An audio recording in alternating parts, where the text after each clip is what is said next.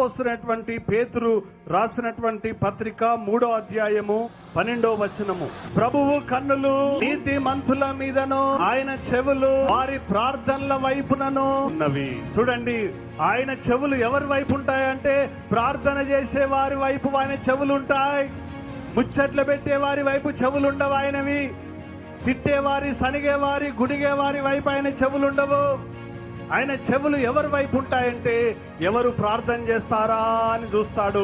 వాళ్ళ దగ్గరికి పోయి కూర్చొని జాగ్రత్తగా వాళ్ళ ప్రార్థన వింటా ఉంటాడు. ఈ బిడ్డలు ఏం అడుగుతున్నారు, వీళ్ళ అవసరం ఏంది, వీళ్ళకి ఏం కావాలి, వీళ్ళ కోరిక ఏంటిది, వీళ్ళకు రక్షణ కావాలా, స్వస్థత కావాలా, ఆశీర్వాదం కావాలా, సంతానం కావాలా, ఉద్యోగం కావాలా, వీరి జీవితంలో ఏం కావాలి, ఆత్మ కావాలా, వాక్యం కావాలా, వీళ్ళ కోరిక, వీళ్ళ మనవి ఏంటిది అని యేసయ్య నీ దగ్గర కూర్చొని నీ ప్రార్థన జాగ్రత్తగా వింటాడు.